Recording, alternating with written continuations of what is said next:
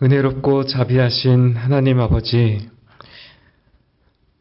지난 3일도 우리에게 일용할 양식을 공급하여 주시고 세상에서 하나님의 복된 자녀로 살아갈 수 있게 해주심을 참으로 감사합니다. 아버지께서 이 모든 것을 은혜로 베풀어 주신 것을 생각할 때 범사에 감사하고 또 이런 은혜를 따라 부르심에 합당하게 살아가야 하지만 현실의 분주함 때문에 또 하나님과 우리 사이를 가로막는 여러 죄들 때문에 우리 마음이 갈라지고 하나님을 진심으로 사랑하며 살지 못했습니다. 또 하나님을 사랑한다고 하면서도 말씀을 가까이 하지 못하고 말씀을 따라 사는 일이 무거운 짐같이 여겨질 때도 있었습니다. 하나님 아버지, 우리가 다른 무엇보다도 하나님과의 관계가 멀어지는 일을 가장 경계하고 가장 마음 아파할 수 있도록 은혜 주시기를 소원합니다. 늘 그리스도 안에서 하나님의 사랑을 갈망하고 그 사랑을 누리고 경험하면서 주님께서 허락하신 이 삶을 감사함과 기쁨으로 살게 하여 주옵시고, 죄를 인하여 잠시 넘어지더라도 여전히 주의 사랑 안에서 이 모든 일을 넉넉히 이겨낼 수 있도록 인도하여 주옵소서. 때로는 버거운 현실이 우리를 낙심케 하고 몸의 질병과 다른 어려움들이 우리 영혼을 짓누를 때도 많이 있습니다. 하지만 그때마다 우리의 짐을 지시는 주님을 의지할 수 있게 믿음을 더하여 주옵시고, 주님께서 주시는 힘과 능력으로 고난 중에 인내하고 이전보다 더욱 영혼이 강건해질 수 있게 끝까지 함께해 주시기를 간절히 소원합니다. 하나님 아버지, 이 나라에 참 많은 어려움들이 있습니다. 하나님께서 정부에 허락하신 권세가 공의롭게 실현되지 못하고 분열과 갈등을 인하여서 국민들의 마음에도 점점 분노가 가득해지고 있습니다. 이 나라를 불쌍히 여겨 주옵시고 이 나라를 공의롭게 이끌어갈 수 있는 지도자를 세워 주옵시고, 또 교회들도 하나님의 공의가 온전히 실현되는 일을 위해서 한마음으로 기도할 수 있도록 인도하여 주옵소서. 이 시간 하나님의 말씀을 듣고자 하오니 이 진리 안에서 교회가 든든히 세워져 갈 수 있도록 우리 모임 가운데 성령께서 함께하여 주옵시고, 또 말씀을 깨닫는 은혜와 또 이 말씀에 순종할 수 있는 은혜도 허락하여 주옵소서. 늘 우리를 인도하시는 존귀하신 예수님의 이름으로 기도합니다. 아멘. 네, 하나님 말씀은 데살로니가 후서 2장 1절부터 5절을 보도록 하겠습니다.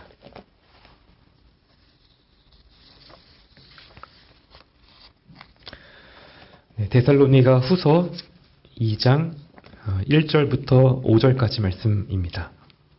네, 한 절씩 교독하시고 마지막 구절은 함께 읽겠습니다. 형제들아, 우리가 너희에게 구하는 것은 우리 주 예수 그리스도의 강림하심과 우리가 그 앞에 모임에 관하여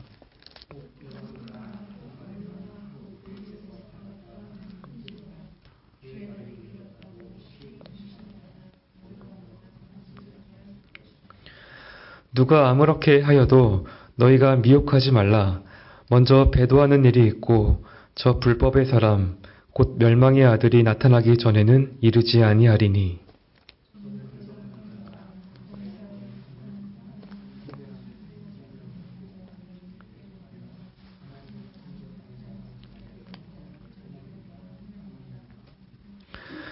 내가 너희와 함께 있을 때에 이 일을 너희에게 말한 것을 기억하지 못하느냐. 아멘.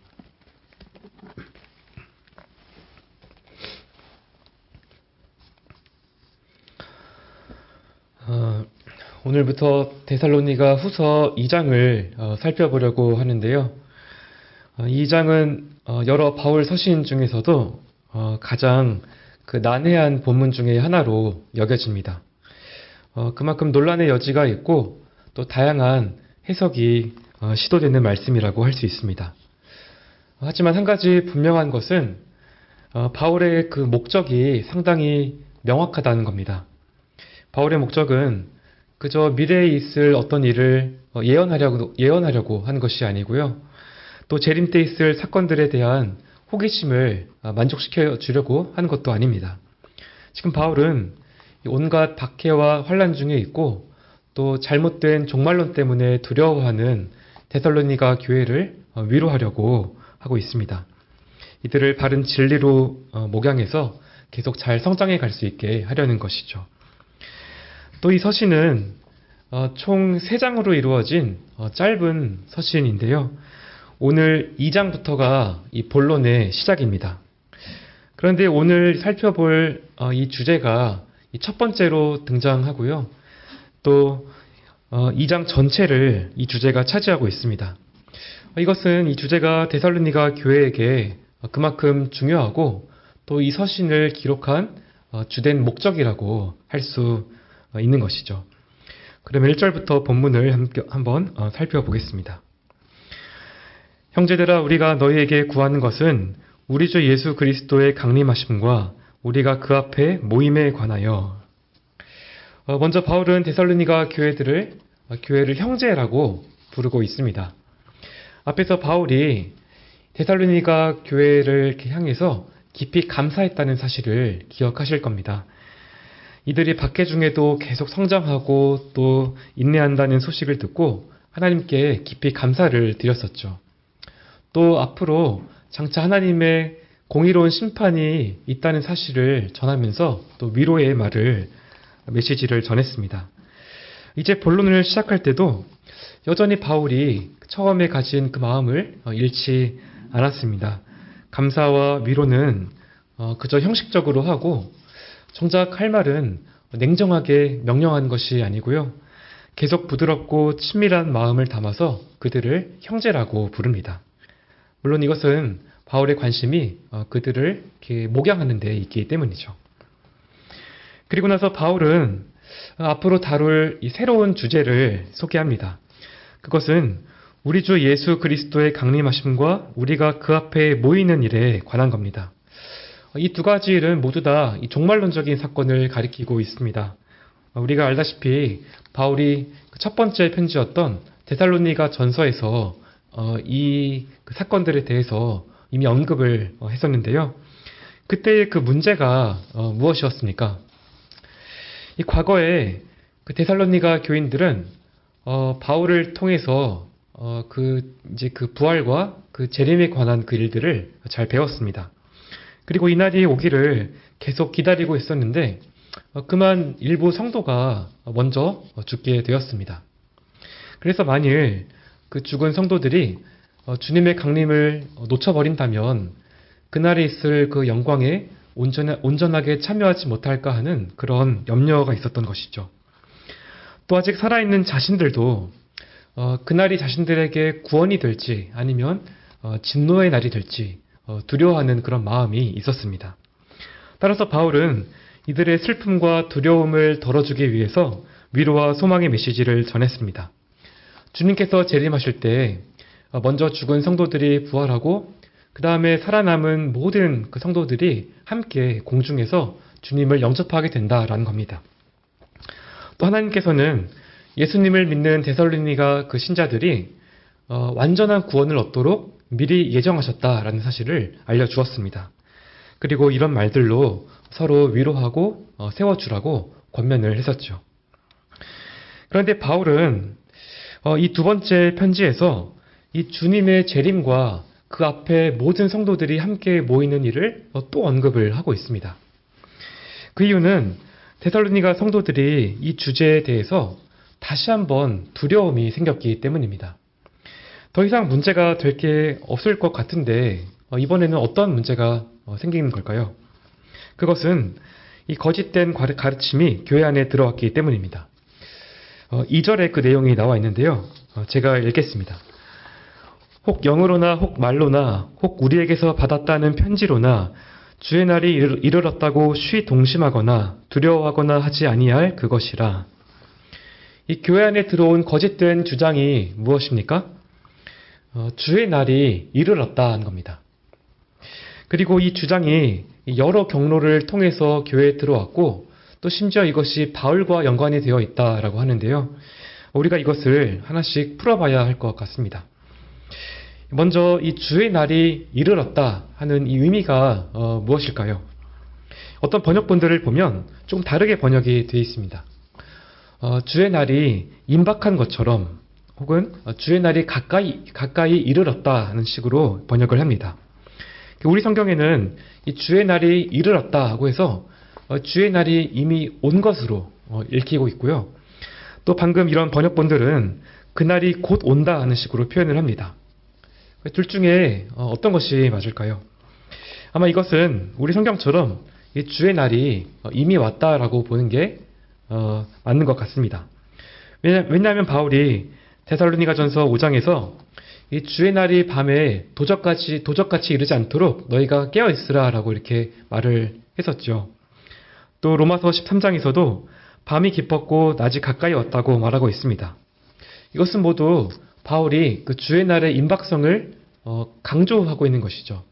오히려 바울이 반대하는 것은 주의 날이 이미 왔다고 하는 이 거짓된 주장입니다. 그래서 3절부터 12절까지 이 내용을 교정하려고 하는 것이죠. 그러면 한 가지 의문이 생길 수가 있습니다. 그렇다면 왜 데살로니가 교회가 이 주의 날이 이미 왔다라고 하는 이 말을 그렇게 두려워하느냐라는 겁니다. 전에 바울이 그 주의 날들에 함께 일어나게 될 여러 현상들을 이미 말하지 않았습니까? 먼저 죽은 성도들이 부활해야 하고 믿지 않는 자들에게는 갑작스러운 멸망이 찾아와야 합니다. 또 주님의 영광스러운 재림을 알리는 그 호령과 천사장의 소리와 또 나팔 소리가 들려야 합니다. 그런데 이 중에 일어난 것들이 아무것도 없죠. 그러면 주의 날이 이미 왔다는 그런 주장을 두려워할 필요가 없을 것 같은데 지금 바울이 동심하거나 두려워하지 말라고 말합니다. 뭔가 다른 이유가 있는 것이죠. 우리가 추측을 해볼 수 있는 것은 먼저 이들에게 어떤 잠재적인 불안이 있었다는 사실입니다. 데살로니가전서 5장을 보면 이들이 그 주의 날의 그 때와 시기에 관해서 호기심도 있었지만 두려움도 가지고 있었습니다. 그래서 바울이 두려워할 필요가 없는 이유를 말해 주었죠. 하지만 이것으로 그들의 마음 안에 있는 두려움들이 다 제거되지 않았을지도 모릅니다. 왜냐하면 그들은 아직 어린 교회였기 때문입니다. 무엇보다 이 거짓된 주장은 이제 곧 살펴보겠지만 마치 바울에게서 온 것처럼 전해졌습니다. 분명히 이 점이 그들에게 가장 크게 와닿았을 겁니다. 명백하게 거짓처럼 보이는 주장인데 그것이 바울에게서 왔다고 하니까 이들이 흔들릴 수밖에 없었던 것이죠. 이 거짓된 주장의 출처를 보면 영으로나 말로나 우리에게서 받았다 하는 편지로나 라고 이렇게 되어 있는데요. 이렇게 읽으면 이 편지만 바울에게서 왔다는 것처럼 그렇게 보입니다. 하지만 원문을 보면 이 영과 말과 편지가 이렇게 서로 대등하게 연결이 다 되어 있고 맨 마지막에 우리를 통해서인 것처럼 이란 말이 이렇게 붙어 있습니다. 그러니까 영과 말과 편지가 다 바울에게서 온 것이라고 그렇게 해석을 할 수 있는 것이죠. 여러 주석가들도 이런 입장을 택하고 있습니다. 그러면 이제 문제가 정말 심각해집니다. 처음에 데살로니가 교회도 바로 이런 거짓된 주장을 받아들이지는 않았을 겁니다.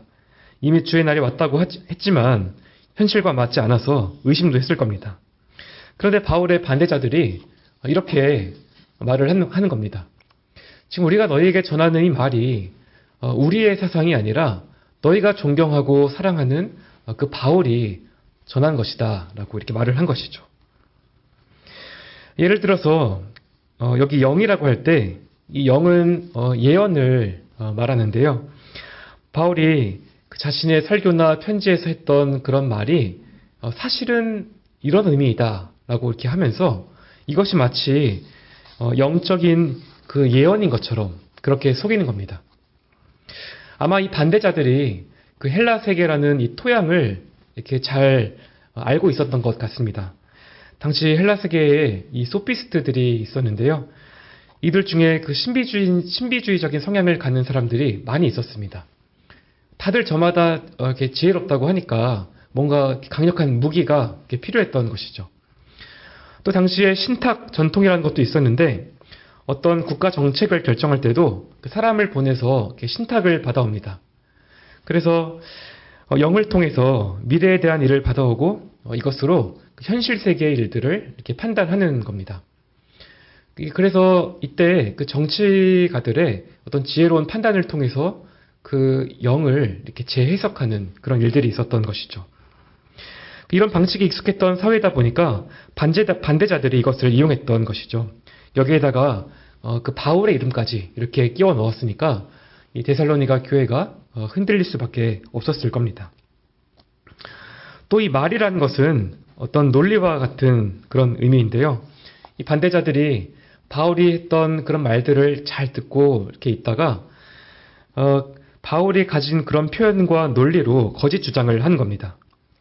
바울이 사역하는 동안에 우리가 바울에게서 직접 이런 얘기를 이렇게 들었다. 그러니까 주의 날에 대해서 쓴 내용도 바로 이런 내용이다라고 하면서 그런 바울의 어떤 이런 이 표현으로 말을 하고 있는 것이죠. 이 편지도 마찬가지입니다. 이 편지를 바울이 직접 썼다라고 하는 그런 위조 편지로 볼 수도 있지만 바울의 어떤 그런 지지를 받은 그런 다른 편지일 수도 있습니다. 예를 들어 어떤 편지를 들이밀고는 바울이 전에 이렇게 편지에서 썼던 이런 내용이 있는데 사실 그것이 이런 의미였다고 하더라라는 식으로 이렇게 어떤 편지를 들이밀면서 얘기를 하는 것이죠. 방금 말씀드린 이런 내용들이 그냥 일종의 이렇게 시나리오이지만 사실 바울에게 중요한 것은 따로 있습니다. 구체적인 방식이 어떻게 됐던지 간에 그런 거짓된 주장이 자신의 그 이름과 또 사도의 그 권위를 빙자했다라는 겁니다. 그래서 이 데살로니가 교회가 그토록 쉽게 흔들리고 두려워했던 것이죠. 사실 지금 데살로니가 교회의 상황은 생각보다 심각할 수 있습니다. 여기 그들이 쉬동심하거나 두려워하고 있다라고 하는데요. 여기에 쉬동심한다라는 이 말은 급하게 평정심을 잃고 흔들린다는 말입니다. 마치 이 흔들린다라고 할 때 이것은 마치 그 정박지에 이렇게 묶여있던 배가 풀려나서 파도에 이리저리 흔들리거나 그 지진 때문에 건물이 이렇게 무너지는 그런 상황에서 사용하는 말입니다. 그러니까 한마디로 말하면 정신을 잃을 정도가 되었다는 것이죠. 정신적인 균형을 잃고 감정에 휩쓸려서 매우 불안한 상태에 있는 것입니다. 상당히 심각한 상황이죠. 또 두려워한다는 것은 경악하거나 공포에 휩싸인다는 것인데 지금 상황을 생각해보면 충분히 이해가 됩니다. 한번 생각을 해보십시오. 이들은 얼마 전까지 재림 때 그 주님과 만나게 될 그 영광스러운 그 순간을 이렇게 기다리고 있었습니다. 그래서 분명 바울에게서 심판을 피할 거라고 들었고 지금은 이제 박해와 환란이 있지만 이제 곧 주님을 배울 거니까 이렇게 잘 견디고 있었습니다. 그 순간을 생각하면 이 데살로니가 교인들의 마음이 너무나 행복했을 겁니다. 그런데 어떤 이들이 와서 주의 날이 이미 왔다라고 말을 하는 겁니다. 그것도 바울이 그렇게 말을 했다는 것이죠. 그렇다면 정말로 그 날이 주의 날이 온 것이고 그러면 지금 자신들은 어디에 있어야 하는 것입니까? 공중에 있어야 하는 것이죠. 부활한 성도들과 함께 공중에서 주님을 영접하고 절대로 이 땅에 머물러 있으면 안 되는 겁니다. 그런데 그러면 왜 지금 여기에 남아있는 것인지 심각하게 고민하지 않을 수가 없는 것이죠. 왜 자신들이 주님의 재림을 놓쳤는지 혹은 주님께서 자신들을 혹시 잊으신 것은 아닌지 이런 고민들을 했을 겁니다. 또 만일 바울이 전한 내용이 혹시 잘못되었다면 또 다른 부분에서 잘못된 것은 없을까 이런 고민들을 했을 것이죠. 이런 상황은 데살로니가 교회를 크게 흔들기에 충분했습니다. 바울은 당장 이 문제를 바로 잡아야 했고요. 그래서 누가 아무렇게 하여도 너희가 미혹하지 말라라고 하면서 3절을 시작합니다. 이 거짓된 주장들이 이렇게 들어오는 모든 가능성들을 다 차단하고 이제부터는 내가 하는 말만 잘 들어야 한다 라는 것이죠. 여러분 사실 우리가 지금도 이런 상황들이 오늘날에도 계속 반복되고 있는 것을 우리가 잘 알고 있습니다. 지금도 어떤 사람들은 자신들이 하나님께 어떤 직접 말씀을 이렇게 들었다라고 말을 하고요. 또 그럴듯한 언변과 논리를 내세우면서 성령께서 어떤 특별한 계시를 주셨다고 말하기도 합니다. 심지어 이들 중에 미래에 있을 어떤 일들을 예언하면서 자신이 사도나 선지자라고 주장하기도 하죠. 또 실제로 바울의 반대자들처럼 이미 예수님께서 재림하셨다라고 그렇게 주장하는 사람들도 있습니다. 그 이단 중에 여호와의 증인이 이런 주장을 했죠. 아마 길거리에서 많이 보셨을 겁니다. 이렇게 갑판대에다가 그 전도 책자를 이렇게 꽂아놓고 양쪽에 이렇게 서서 아무 말도 이렇게 하지 않고 서 있는 분들 보셨을 겁니다. 가까이 가면 이렇게 말도 걸어주시고 전도 책자도 주시고 합니다. 저는 손편지도 받아봤는데요. 자랑하는 건 아니고요. 그래서 이들이 꽤 여러 번 그 예수님의 재림과 세상의 종말을 예측했는데 1874년에는 예수님의 보이지 않는 통치가 시작이 되었고 1878년에 휴거가 일어날 거라고 했습니다. 당연히 아무 일도 일어나지 않았고요. 또 1914년에 세상의 체제가 무너지고 하나님의 왕국이 설립된다고 했지만 역시 아무 일도 일어나지 않았습니다. 또 1925년에 있을 거라고 주장했던 사건이 흥미로운데요. 그 구약의 족장들이 그 부활을 이렇게 한다는 겁니다. 아브라함과 다윗 같은 인물들이 그 부활을 해서 지상에서 통치를 한다는 것이죠. 그래서 이들을 위해서 그 미국의 그 샌디에고에 족장들을 위한 집도 이렇게 만들었는데 안타깝게도 아무도 오지 않았습니다. 아무튼 계속 이런 식입니다. 계속 어떤 연도를 예측해 놓고 실패하면 그것을 이렇게 수정하고 교리를 자꾸 이렇게 바꾸는 것이죠. 지금은 이 예언들이 다 성취가 되지 않아서 이제는 그 날짜 계산하는 거는 이렇게 포기한 상태라고 합니다. 대신에 지금은 이제 전쟁 같은 일들이 이렇게 일어나면 종말이 가까이 왔다는 그런 메시지를 전하고 있습니다. 우리 주위에 이런 속임수가 너무나 많습니다. 이 주님께서는 마지막 때에 많은 이들이 주의 그 이름으로 와서 많은 사람들을 속인다고 하셨습니다. 반대자들이 그 바울의 이름을 사칭하고 또 많은 사람들이 주님의 이름을 사칭한 것처럼 사탄은 이 광명의 천사로 자신을 가장합니다.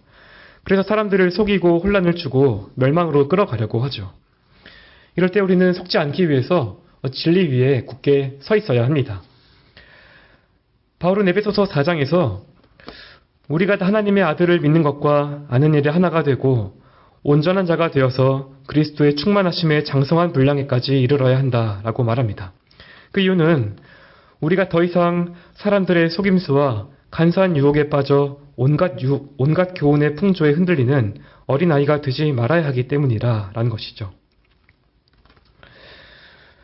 지금 우리에게 이 진리의 그 기준이라고 하는 것은 바로 하나님의 그 말씀입니다. 우리가 이 성경을 가지고 모든 것을 분별해야 합니다. 이 성령께서 성령으로부터 왔다고 하는 그런 어떤 말들도 또 어떤 신비한 체험도 그렇습니다.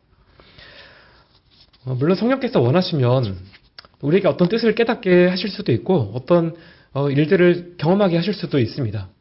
하지만 성령께서는 절대로 이 말씀과 무관하게 질서 없이 그렇게 역사하시지 않습니다. 왜냐하면 성령께서는 진리의 영이시기 때문이죠. 또 사탄도 성령의 역사처럼 사람들을 미혹합니다. 사탄이 여러 거짓 선지자들과 또 여러 거짓 그리스도들 통해서 큰 표적과 놀라운 일들을 보이고 또 할 수만 있으면 택하신 자들도 미혹해 한다는 그런 얘기들을 주님께서 하셨죠. 그렇기 때문에 우리는 이런 일들을 잘 분별해야 합니다. 또 아무리 내가 또 신뢰하고 또 존경하는 그런 어떤 사람이라고 할지라도 그 사람의 그 말 자체를 우리의 신앙의 기준으로 삼을 수는 없습니다. 아무리 유명한 목사님이고 또 심지어 사도 바울이 와서 어떤 말을 하더라도 언제나 진리의 토대는 말씀이 되어야 합니다. 베레아 사람들이 바울이 와서 말을 전했지만 그것이 과연 그러한가 성경을 상고했던 것처럼 그런 태도가 우리에게 필요한 것이죠. 이 밖에 어떤 설교든 책이든 무엇이든지 간에 다 마찬가지입니다. 이 마지막 때에 하나님께서 우리에게 이 성경을 주셨기 때문에 바른 교리를 통해서 그럴 때 보이는 속임수들을 우리가 잘 분별해야 하는 것이죠. 특히 주님의 재림과 관련해서 우리가 조금도 흔들리지 말아야 합니다. 이 거짓 교사들은 주로 어떤 계시록과 같은 이런 묵시적인 책을 이런 책들에 치우쳐서 인위적으로 어떤 시나리오를 짜놓고 사람들의 호기심과 두려움을 불러일으키고 세상에 일어나는 이런 많은 일들을 자기 마음대로 해석을 합니다. 하지만 주님께서 언제 오시는지는 아무도 알 수 없고요. 또 만일 오신다면 그날이 세상의 마지막 날이고 누구나도 다 알 수 있고 볼 수 있는 그런 공개적인 사건입니다. 갑자기 이렇게 하늘 막 색깔이 이상해지거나 뭐 천둥이 요란하게 친다고 해서 주님이 오시거나 그러지는 않는 것이죠. 이제 바울은 거짓 주장 때문에 두려워하고 있는 데살로니가 교회를 바로잡기 시작합니다. 3절부터 12절에 이 내용이 나와 있는데요. 앞서 말씀드렸듯이 이 부분의 그 해석은 좀 논란의 여지가 있는데 우리를 어렵게 만드는 것들이 또 있습니다. 하나는 데살로니가 교회가 여기 내용들을 이미 알고 있어서 바울이 어떤 것들은 이렇게 생략을 하면서 말을 하고 있다는 겁니다. 바울이 이전에 가르쳤고 그래서 그들도 이미 알고 있는 내용을 이렇게 다시 언급하고 있는 것이죠. 또 하나는 여기 등장하는 이런 여러 사건들이 시간 순서를 따르지 않고 있다는 겁니다. 미래와 현재를 왔다 갔다 하기 때문에 조금 헷갈리지만 이런 점을 염두에 두면 좋을 것 같습니다. 오늘 본문은 먼저 미래로 시작을 하고 있는데요. 3절에서 바울은 주의 날이 오기 전에 반드시 일어나게 될 두 가지 사건을 말합니다. 바로 배교와 불법의 사람의 등장입니다. 먼저 배도하는 일이 있고 저 불법의 사람, 곧 멸망의 아들이 나타나기 전에는 주의 날이 이르지 않는다라고 하죠. 이 배교와 이 불법의 사람이 등장하는 이 두 가지 사건은 시간적으로 명확하게 구분하기는 조금 어려워 보입니다. 배교가 일어나고 나서 불법의 사람이 등장할 수도 있고 이 두 가지가 동시적으로 일어날 수도 있습니다. 왜 그런지는 이 2장의 나머지 부분을 보면 알 수 있지만 중요한 것은 이 배도와 불법의 사람의 이 등장이 이 두 가지가 한 묶음이고요. 그 다음에 주님께서 재림하시는 사건이 한 묶음입니다. 그러니까 이 두 가지는 분명하게 구분이 되는 것이죠. 지금 바울의 관심도 바로 여기에 있습니다. 주의 날이 오기 전에 이 두 사건이 먼저 있다는 것을 알리면서 거짓된 주장을 교정하고 데살로니가 교회를 위로하려는 것이죠. 이 두 사건을 살펴보면 먼저 바울은 이 배교가 일어날 것이다 라고 말합니다. 이 배교는 그 원문에 그 대교라고 이렇게 되어 있는데요. 데살로니가 교회는 이미 잘 알고 있지만 우리는 잘 모르는 구체적인 어떤 사건을 말합니다.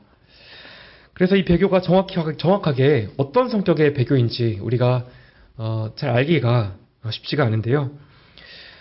보통 성경에서 배교는 믿는 것처럼 보였다가 여러 가지 이유 때문에 하나님을 떠나서 이렇게 적극적이고 자발적으로 하나님을 대적하는 것을 말합니다.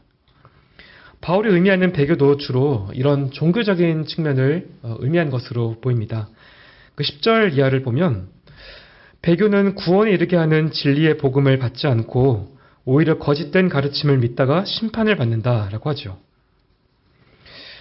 그런데 이렇게 하나님을 이렇게 떠나서 하는 이런 불순종들, 하나님에 대한 그런 모든 이 반역은 사회의 어떤 일반적인 법들과 도덕에 대한 그런 저항까지도 포함을 하게 됩니다. 이 모든 법과 도덕적인 그 질서 역시 하나님께서 세우셨기 때문이죠. 그래서 이 배교자들, 이 배교에 참여하는 자들, 이 이제 그룹 안에 이 불신자들까지도 포함해서 좀 더 넓게 보기도 합니다. 물론 이 불신자들이 하나님께 어떤 이 배교를 할 만큼 처음부터 하나님과 어떤 관계를 갖고 있지는 않았다라고 이렇게 말할 수도 있습니다. 그런데 어떤 면에서 이 불신자들도 하나님과 관계를 맺고 있죠. 이 변명할 여지가 없을 만큼 이 창조 세계를 통해서 드러난 그 하나님의 이 계시를 통해서 이 불신자들도 하나님과 관계를 맺고 있습니다. 다만 이들은 하나님을 영화롭게 하지도 않고 오히려 어리석게 되어서 진리를 거짓으로 바꾸고 결국 심판을 받게 된다라고 로마서 1장에서 말씀하고 있습니다. 따라서 이 배교는 1차적으로는 종교적이지만 이 불신자들까지도 포함하는 그런 보편성을 갖는다고 보면 좋을 것 같습니다. 하지만 이런 대대적인 배교가 교회 안이든지 밖이든지 또 둘 다이든지 간에 바울의 강조점은 이 세상 끝날에 반드시 하나님께 돌아서고 적극적으로 반역하는 일들이 일어나게 된다는 겁니다. 이런 배교와 함께 나타나는 또 한 가지 사건은 이 불법의 사람이 등장하는 일입니다. 이 불법의 사람은 대대적인 그 배교가 일어나는 상황에서 자신의 모습을 드러내는 인물이고, 이 지도자가 되어서 악의 정점에 서고 하나님께 대해 반역하는 그것이 이 절정에 이르는 그러한 인물이라고 할 수 있습니다. 먼저 이 인물은 9절에서 알 수 있는 것처럼 사탄이 아니라 그 사탄의 대리자입니다. 또 불법의 사람이란 이름에서 알 수 있듯이 이 인물은 아무런 법이 없는 것처럼 행동하는 그러한 사람입니다. 이것은 단순히 하나님의 이런 그 율법에 반대해서 이렇게 어떤 그 반율법주의나 방종한 삶을 사는 그런 정도가 아니고요. 어떤 그 자연이나 또 본성이나 세상이나 하나님의 법이나 우리가 법이라고 부를 수 있는 것은 무엇이든지 간에 그것을 아무렇지도 않게 다 깨뜨리고 가장 적극적으로 거스르는 그러한 악한 자인 것이죠. 이렇게 볼 때 지금 이 세상의 흐름도 이런 불법의 사람이 이렇게 나타날 수 있는 그런 환경이 점점 만들어지고 있는 것 같습니다. 오늘날은 이 질서와 권위가 쉽게 부정되는 시대입니다. 사람의 양심과 본성을 거스르는 그러한 일들이 정상인 것처럼 여겨지고 있고, 또 이를 아예 법으로 제도화시키려는 움직임도 나타나고 있습니다. 그것도 사랑이나 어떤 자유나 인권이나 평등 같은 그러한 이름으로 포장을 해서 진행이 되고 있는 것이죠. 물론 이제 전부터 이런 일들이 있었지만 갈수록 적극적이고 노골적으로 변해가고 있습니다. 이런 상황이 계속되면 결국 불법의 사람이 등장하게 됩니다. 그리고 기존에 있던 어떤 기존의 이런 상식과 양심과 여러 가지 법들을 다 깨뜨리고 사람들의 욕망을 자극해서 더욱 이런 것들을 극단적으로 추구하게 만드는 것이죠. 그래서 이 종말의 때는 참으로 어렵고 괴로운 그러한 시간이 될 것입니다. 하지만 우리가 잊지 말아야 할 것이 있습니다. 바울이 이 불법의 사람을 두고 또 뭐라고 말하고 있습니까? 불법의 사람 곧 멸망의 아들이라고 말합니다. 이 멸망의 아들이란 말은 그가 결국에는 모든 것들을 다 멸망시킨다는 것이 아니라 그가 반드시 멸망을 당하도록 정해졌다라는 그런 말입니다. 8절에 이 사실이 분명하게 나와 있죠. 이것이 불법의 사람의 또 한 가지 특징입니다. 그가 등장하면 온갖 능력과 표적과 기사로 많은 사람들을 끌어가지만 결국에는 주님께서 그를 죽이시고 멸하신다는 겁니다. 4절에는 이 불법한 자의 반항적인 성격을 더욱 분명하게 설명하고 있습니다. 이 구절을 조금 다르게 번역하면 이렇습니다. 그는 신이나 혹은 숭배의 대상이라고 일컬어지는 모든 것에 대항하여 자신을 높이고 하나님의 성전에 앉아 자신을 하나님이라고 주장할 것이다. 먼저 그는 이 대적하는 자라고 합니다. 무엇을 대적합니까? 신이나 그 외에 숭배를 받는 모든 것들입니다. 이 모든 것들을 대적해서 자신을 높인다라는 것이죠. 이 불법의 사람의 이 목적은 그저 이 사람들이 이렇게 숭배하는 신들 중에 하나가 되는 것이 아닙니다. 자신이 최고의 하나님으로 인정받고자 하는 분명한 목표가 있습니다. 그래서 그런 신들이라고 불리는 것들을 다 대적해서 자기가 그 위에 높임을 받으려고 하고요. 그 오만함이 너무나 커서 도저히 어떠한 이 경쟁 상대도 용납할 수가 없는 것이죠. 그래서 심지어 누구까지 대적하냐면 참되고 유일하신 하나님마저 대적하려고 합니다. 4절 하반절에 하나님의 성전에 앉아 자신을 보여 하나님이라고 한다라고 말씀하고 있죠. 이 표현이 상당히 심각한 그런 표현인데요. 지금 이 불법의 사람이 성전에 이렇게 앉아 있습니다. 그런데 이것이 지금 그에게 주어진 것이 아니고요. 오히려 그가 하나님께만 속한 자리를 공격적으로 강탈하고 있는 겁니다. 특히 성전이라고 번역된 단어는 이 나오스라는 단어인데 성경에서 이 히에론과 이 나오스라고 하는 이 단어는 두 개 다 성전으로 번역이 되지만 차이가 있습니다. 보통 히에론은 성전의 외형적인 건물과 그 바깥 뜰을 말합니다. 예수님께서 성전을 이렇게 청결케 하시거나 또 사람들이 장사했던 그런 공간을, 외부 공간을 말하고요. 그런데 이 나오스는 성전의 가장 안쪽에 있는 그 성소나 지성소 같은 곳을 말합니다.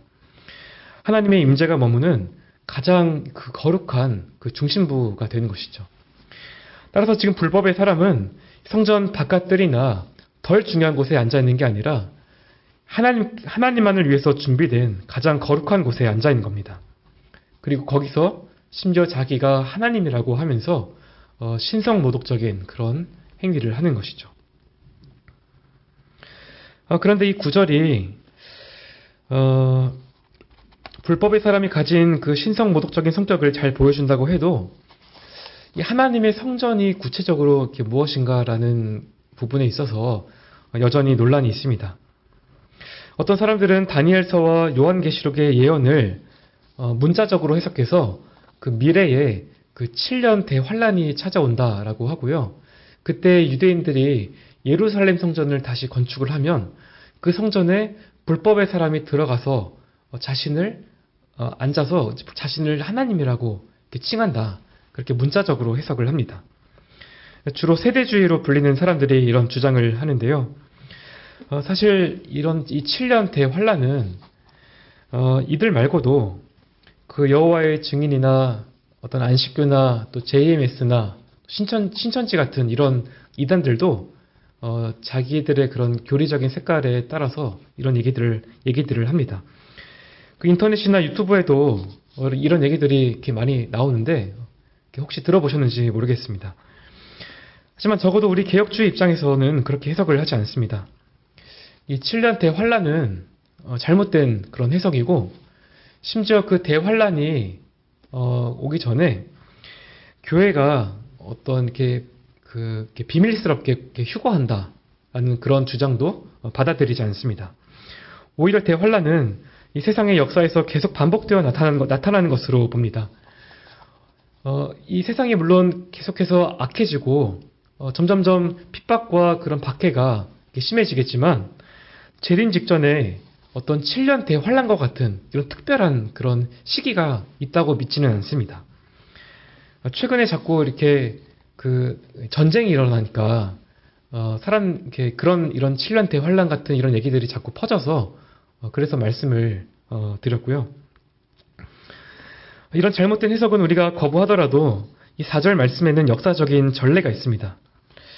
사실 이 4절에 나타난 이 주제가 그 구약 성경에서부터 이렇게 쭉 올라오게 되는데요. 일부 이방 왕들이 자신의 그 신성을 주장했는데 에스겔서 28장 2절을 보면 두루 왕은 나는 신이라 내가 하나님의 자리 곧 바다 중심에 앉았다라고 이렇게 생각을 했고요. 또 이사야서 14장을 보면 바벨론 왕도 내가 하늘에 올라 하나님의 뭇별 위에 나의 보좌를 높이리라. 내가 북극 지폐의 산 위에 좌정하리라. 내가 가장 높은 구름에 올라 지극히 높은 자와 비기리라 하고 이렇게 하면서 신성 모독적인 그런 생각을 했습니다. 그런데 오늘 본문 4절과 가장 유사한 그 말씀은 이 다니엘서 11장 36절, 37절에 나타난 예언입니다. 조금 긴데 제가 한번 읽겠습니다. 이 왕이 자기 뜻대로 행하며 스스로 높여 모든 신보다 크다 하며 비상한 말로 신들의 신을 대적하며 형통하기를 분노하심이 쉴 때까지 하리니 이는 그 작정된 일이 반드시 이룰 것임이니라. 그가 모든 것보다 스스로 크다 하고 그 열조의 신들과 여자의 사모한 것들을 돌아보지 아니하며 아무 신이든지 돌아보지 아니할 것이나 라고 하죠.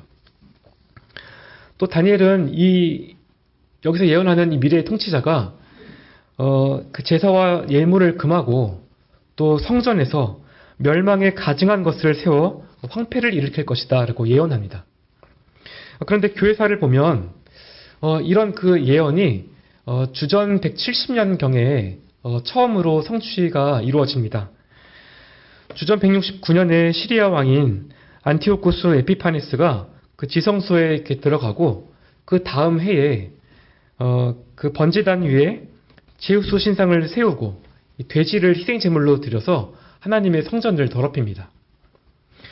또 주전 63년에는 로마 장군인 폼페이우스가 예루살렘을 정복하고 나서 그 지성소에 들어가서 하나님의 성전을 더럽혔고요. 하지만 예수님께서 이 다니엘의 그 예언이 이 에피파네스나 폼페이우스에게서도 완전히 성취되지 않음을 아셨습니다. 왜냐하면 이 마태복음 24장에서 예수님께서 이 다니엘의 예언을 다시 한번 되풀이하셨기 때문입니다. 그러므로 너희가 선지자 다니엘의 말한 바 멸망에 가증한 것이 거룩한 곳에 선 것을 보거든 읽는 자는 깨달을진저 그때 유대에 있는 자들은 산으로 도망할지어다. 이 말씀은 우선적으로 그 주후 70년에 있었던 그 예루살렘 성전의 모독과 파괴를 가리킵니다. 하지만 동시에 이 말씀에 나타난 이 멸망에 그 가증한 것이 그 미래에 나타날 하나님의 궁극적 대적인 그 적그리스도의 그 출현을 예표한다라고 그렇게 해석을 하기도 합니다. 이 적그리스도가 바로 그 바울이 말하는 이 불법의 사람과 종말론적으로 연결이 되는 것이죠. 바울이 데살로니가 후서를 쓰기 약 그 10년 전인 주 한 40년 경에 그 로마 황제인 칼리굴라가 예루살렘 성소에 자신의 조각상을 이렇게 세우려고 했던 적이 있었습니다.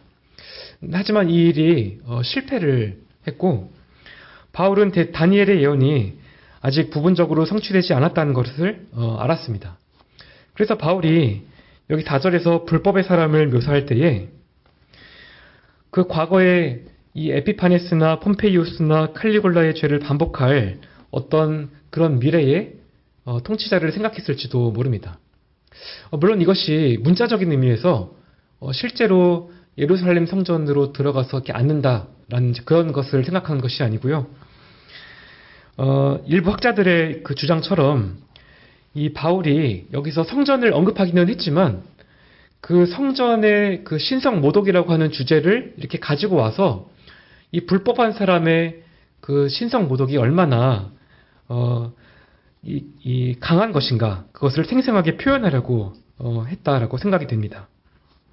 그렇다면 이 구절은 불법의 사람이 자기 모습을 드러낼 그 장소보다는 그가 가진 신성 모독적인 성격을 강조하고 있는 것이죠. 그 이후에도 이런 적그리스도적인 성격을 가진 인물들이 계속해서 등장했습니다. 이 초대교회를 심하게 박해했던 여러 그 황제들을 통해서 성취되기도 했고요. 또 종교개혁 시기에는 모두 이 예언을 어떤 교황이나 또 교황 그 제도로 이렇게 보기도 했습니다. 그래서 웨스트민스터 신앙고백서 1646년판을 보면 로마 교황은 그리스도를 대적하고 하나님으로 불리는 모든 것에 대적하여 교회에서 자신을 높이는 적그리스도이며 불법의 사람이고 멸망의 아들이다 라고 이렇게 단언하기도 합니다. 또 근세에 들어와서는 지난 그 200년간에는 그 불법의 사람이 어떤 그 종교적인 지도자들보다는 어떤 정치적인 인물일 것이라고 생각을 했습니다. 자주 거론되었던 인물들이 그런 어떤 히틀러나 그런 스탈린이나 무솔리니 같은 그런 사람들이 주로 언급이 되었죠.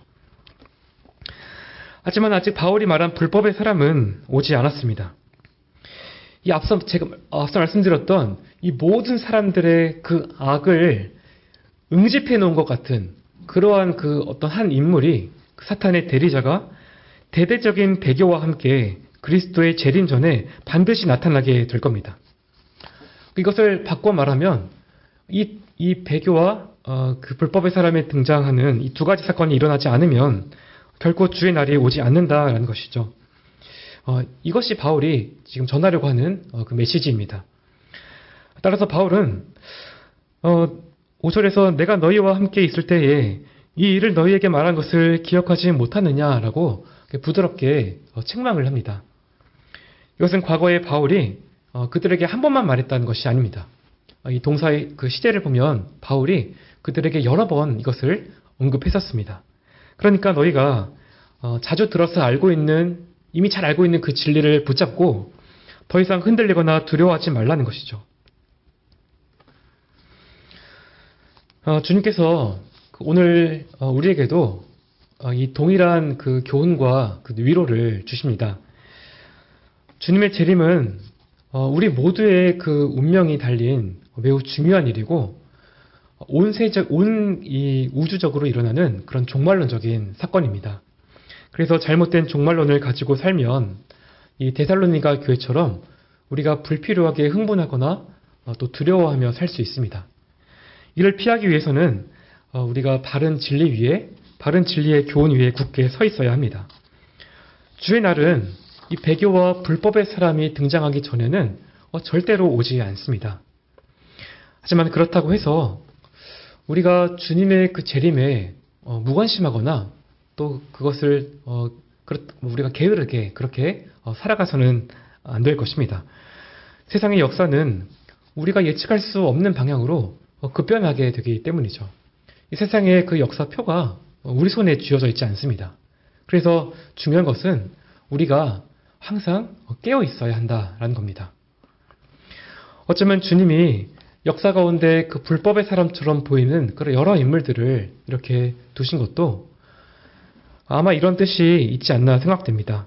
모든 시대의 교회들이 항상 깨어서 그 종말을 목전에 두고 살도록 하신 것이죠. 또 만일 배교와 불법한 자의 등장이 우리 시대에 일어난다고 해도 우리가 그것을 두려워할 필요가 없습니다.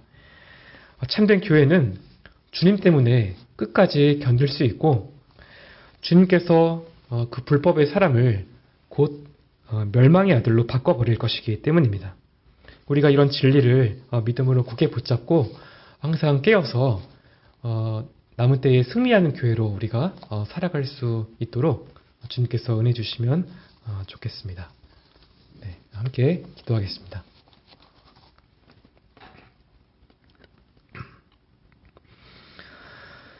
하나님 아버지, 오늘 말씀의 이 강서를 통해서 우리에게 종말과 재림에 대한 계시를 열어주시고 이 교훈을 따라서 살아갈 수 있도록 은혜 주시오니 참으로 감사합니다.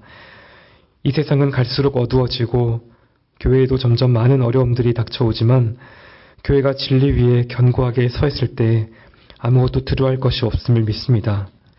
어떤 거짓된 가르침이 들어와도 이를 잘 분별할 수 있는 지혜를 허락하여 주옵시고 항상 깨어서 주님의 재림을 기다리는 복된 소망으로 남은 때를 살아갈 수 있도록 늘 우리와 동행하여 주옵소서. 존귀하신 우리 주 예수 그리스도의 이름으로 기도드립니다. 아멘. 하늘에 계신 우리 아버지시여, 이름이 거룩히 여김을 받으시오며 나라의 임하옵시며 뜻이 하늘에서 이룬 것 같이 땅에서도 이루어지이다. 오늘날 우리에게 일용할 양식을 주옵시고 우리가 우리에게 죄 지은 자를 사하여 준 것 같이 우리의 죄를 사하여 주옵시고 우리를 시험에 들게 하지 마옵시고 다만 악에서 구하옵소서. 대개 나라와 권세와 영광이 아버지께 영원히 있사옵나이다. 아멘.